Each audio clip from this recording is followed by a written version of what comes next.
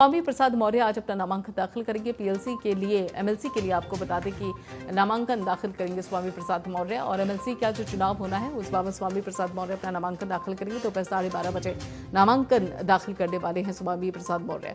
सभा अध्यक्ष अखिलेश यादव भी उनके साथ मौजूद रहने वाले हैं। तो अहम खबर लखनऊ से, स्वामी प्रसाद मौर्य आज अपना नामांकन दाखिल करेंगे। एमएलसी के लिए अपना नामांकन स्वामी प्रसाद मौर्य दाखिल करते हुए नजर आएंगे। समय 12:30 बजे बताया जा रहा है दोपहर का, और जो अहम चेहरा उनके साथ रहेगा वो है अखिलेश यादव का। और इसी बाबत आगे की अपडेट देने के लिए, आगे की जानकारी देने के लिए लखनऊ से प्राइम न्यूज की ब्यूरो चीफ दिवाकर त्रिपाठी जी लगातार हमारे साथ जुड़े हुए हैं। दिवाकर जी, स्वामी प्रसाद मौर्य एमएलसी का चुनाव के लिए नामांकन 12:30 बजे के करीब दाखिल करने वाले हैं, जैसे कि जानकारी सामने आ रही है। लेकिन हम क्या मानकर चला जाए कि मतलब ये जो एक स्वामी प्रसाद मौर्य का जो नाम है वो सिर्फ एमएलसी चुनाव तक सीमित है, या फिर कहीं ना कहीं एक संदेश, एक मैसेज आजमगढ़ लोकसभा उपचुनाव के लिए भी है? देखिए, स्वामी प्रसाद मौर्य एक बड़े चेहरा माने जाते हैं पिछड़ी जाति के, और कहीं से उनके पीछे एक वोट बैंक जो हमारी तादाद में चलता है। और क्योंकि वो चुनाव 2022 का विधायक का चुनाव जो है वो हार चुके हैं, तो जाहिर बात है कि मेन स्ट्रीम से पीछे है। और ऐसे में अगर मेन स्ट्रीम से आप बाहर होते हैं तो जाहिर बात है कि आपका वो बैंक जो धीरे धीरे खिसकता जाता है। और ये सब जानते हैं कि चाहे ये उपचुनाव हो, आने वाला नगर निकाय का चुनाव हो, या फिर आने वाला लोकसभा का चुनाव हो, स्वामी प्रसाद मौर्य एक ऐसा नाम, एक ऐसा चेहरा है जो कि कहीं समाजवादी पार्टी के लिए फायदेमंद साबित होगा। जो पिछड़ी जातियां हैं, चाहे वो मौर्य समाज हो, कुशवाहा समाज हो, अन्य पिछड़ी जातियां हो, वो कहीं से स्वामी प्रसाद मौर्य के पीछे बड़ी लॉबी जो है खड़ी हुई दिखाई देती है। तो ऐसे में उनको मेन स्ट्रीम में लाना होगा। यही वजह है कि जब एमएलसी के 4 सीटें जो है वो समाजवादी पार्टी जीत सकती है, तो उसमें से एक नाम जो है, एक उम्मीदवार जो है वो स्वामी प्रसाद मौर्य को बनाया गया। और आज 12:30 बजे वो अखिलेश यादव की मौजूदगी में नामांकन करने जा रहे हैं। लेकिन सबसे बड़ी बात यही है, जैसा कि आपने सवाल किया कि क्या आजमगढ़ का उपचुनाव जो है उसमें संदेश देने की कोशिश है स्वामी प्रसाद मौर्य के नाम से, तो जाहिर सी बात है सिर्फ संदेश देने की सिर्फ आजमगढ़ के उपचुनाव में नहीं, बल्कि आने वाले नगर निकाय चुनाव में और आने वाले 2024 के लोकसभा चुनाव के लिए भी एक संदेश जाएगा कि देखो, लोग हमको कहते हैं कि हम पिछड़े हैं, लेकिन हम पिछड़ों के लिए कुछ नहीं करते हैं। जैसा प्रसाद मौर्य जिस तरीके से आरोप लगाते हैं कि आप पिछड़े भले हैं लेकिन आप अगले दिखाई देते हो, आप पिछड़ों के लिए कुछ नहीं करते। तो देखिए, स्वामी प्रसाद मौर्य चुनाव भले हार गए हों, लेकिन हमने उनको विधान परिषद दे दिया, यानी कि विधायक शब्द जो है वो उनके नाम के आगे लगा रहेगा कि वर्तमान में वो विधायक है। एमएलसी को भी विधायक कहा जाता है, भले वो विधान परिषद में बैठता हो, उच्च सदन बैठता हो। तो जाहिर बात है कि संदेश देने की पिछड़ों कोशिश की गई है, और इसका फायदा जो है चुनाव में उठाने की कोशिश की गई है।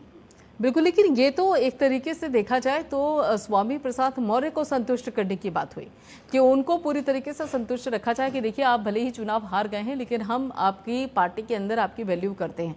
लेकिन 2022 के विधानसभा चुनाव के जो नतीजे सामने आए उस बाबत तो स्वामी प्रसाद मौर्य का दबदबा उतना नहीं देखने को मिला जितनी उम्मीद के साथ समाजवादी पार्टी ने स्वामी प्रसाद मौर्य का वेलकम किया था, और जितने जोरों शोरों के साथ वो वेलकम हुआ था। तो यहाँ स्वामी प्रसाद मौर्य तो संतुष्ट हैं, लेकिन स्वामी प्रसाद मौर्य के चलते उनके कंधे पर एक तरीके से अगर निशाना साधते हुए दलितों को या फिर पिछड़ों को साधने की कोशिश हो रही है, उसमें कितनी कामयाब होगी समाजवादी पार्टी, खासतौर पर अगर आजमगढ़ और रामपुर के उपचुनाव को देखा जाए तो? अब देखिए, ये कहना कहीं कहीं अभी सही नहीं होगा कि स्वामी प्रसाद मौर्य के आने के बाद समाजवादी पार्टी में 2022 के चुनाव में फायदा नहीं हुआ। देखिए, समाजवादी पार्टी का 2017 में जो उसकी सीटें थी 45 थी, लेकिन स्वामी प्रसाद मौर्य के आने के बाद, रामअचल राजभर आने के बाद, और इनके सबके आने के बाद, ओम प्रकाश राजभर के सहयोग के बाद कहीं कहीं पार्टी जो है गठबंधन में 125 सीटों तक पहुंचा है। समाजवादी पार्टी के अकेले 111 सीटें हुई हैं। तो जाहिर बात है कि जिस तरीके से पूर्वांचल के 4 जिले, चाहे आजमगढ़ रहा हो, चाहे अम्बेडकर नगर रहा हो, चाहे गाजीपुर रहा हो, या अन्य चौथा जिला रहा हो, यहाँ पे जिस तरीके से भारतीय जनता पार्टी का टुकड़ा साफ हुआ है, यानी कि 4 जिलों में भारतीय जनता पार्टी को एक सीट भी नहीं मिली है। तो जाहिर बात है कि इसके पीछे जो स्वामी प्रसाद मौर्य हैं, रामअचल राजभर हैं, ओम प्रकाश राजभर, इनके तरीके जो नेता जिन्होंने समाजवादी पार्टी के साथ दिया या समाजवादी पार्टी में शामिल हुए, उसके बाद चुनाव लड़ा, तो इनके तरीके नेता ही हैं। और इसका फायदा जो है वो समाजवादी पार्टी को मिला है, क्योंकि 4 जिलों में भारतीय जनता पार्टी का टुकड़ा साफ समाजवादी पार्टी ने कर दिया और गठबंधन कर दिया। बिल्कुल, यानी कि फायदा तो जरूर मिला है, लेकिन आगे वाले समय में भी फायदा लेना, और यही वजह है कि एक इनको ऐसा चेहरा चाहिए, जिनको ऐसा वक्ता चाहिए जो कि सदन में सत्ता पक्ष को घेर सके। स्वामी प्रसाद मौर्य की कार्यशैली आपने देखी होगी, इनकी बयानबाजी देखी होगी, अपने बयानों के माध्यम से बड़े बड़ों को धराशायी करना जानते हैं, दबाना जानते हैं। यही वजह है कि उनको विधान परिषद भेजा जा रहा है कि कम से कम उच्च सदन में, उत्तर प्रदेश के उच्च सदन में कहीं के सत्ता पक्ष के खिलाफ बोलने वाला एक व्यक्ति चाहिए, क्योंकि वो बातें जो है वो जनता के बीच जाती हैं। जब एमएलसी बन जाएंगे तो सदन में भी बोल सकेंगे, कहीं के बाहर भी एक विधायक के नाते जो है वो स्वामी प्रसाद मौर्य बोल सकेंगे और कहीं के सत्ता पक्ष से सवाल पूछ सकते। बिल्कुल, यानी कि अगर देखा जाए तो यहाँ पे समाजवादी पार्टी की पूरी तरीके से रणनीति है कि अखिलेश यादव यहाँ पर विधानसभा में है, जिसके चलते वो सत्ता पक्ष को घेर रहे हैं, और वहीं दूसरी तरफ अगर विधान परिषद की बात की जाए तो वहां पर स्वामी प्रसाद मौर्य बाकायदा समाजवादी पार्टी का अहम चेहरा होंगे, जो कि सत्ता पक्ष से सीधे सीधे और कटीले सवाल पूछते हुए नजर आएंगे। यही खास तौर पर एक एजेंडा है। लेकिन क्या हम मानकर चलें कि पूरी तरीके से ये सेफ जोन रहेगा समाजवादी पार्टी के लिए, खासतौर पर तब जब बीजेपी सत्ता में है? तो ऐसे में विधान परिषद तक स्वामी प्रसाद मौर्य को पहचाना समाजवादी पार्टी के लिए बिल्कुल एकदम मक्खन जैसा है पूरा। बिल्कुल, देखिए समाजवादी पार्टी जो है वो अखिलेश यादव या फिर कहे कि जो है वो अब चुन के अपने मोहरे जो हैं, ये जो सियासी शतरंज है उससे चल रहे हैं। जो सियासी विकास है उसमें क्योंकि उनको आगे चल के सत्ता पक्ष से जंग करनी है। निकाय चुनाव बिल्कुल सामने है और निकाय चुनाव अभी नवंबर या दिसंबर में निकाय चुनाव होना, तो ऐसे में ज्यादा से ज्यादा सीटों पे काबिज होना है। तो जाहिर सी बात है कि आपको ऐसे चेहरे लाने होंगे, ऐसे वक्ता लाने होंगे, ऐसे बोलने वाले लाने होंगे, भाषण देने वाले लाने होंगे, जो अपने भाषणों के माध्यम से, अपने शब्दों के माध्यम से जाने जाते हैं और जिसकी आप जब वो बोलते हैं तो कहीं न कहीं लोग उनको सुनते हैं। और स्वामी प्रसाद मौर्य ऐसा ही चेहरा है, वो विधानसभा हो या विधान परिषद हो, वो सत्ता पक्ष को घेरते हैं।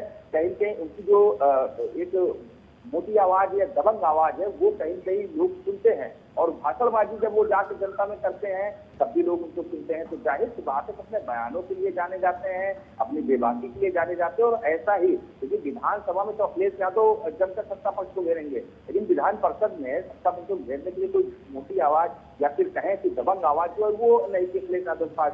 ऐसे में विधान परिषद जब भेजेंगे स्वामी प्रसाद मौर्य को, तो जाहिर बात है वो वहाँ पे अपनी ऊंची आवाज से सत्ता पक्ष पे आरोप लगाएंगे, सत्ता पक्ष को दबाने की कोशिश करेंगे।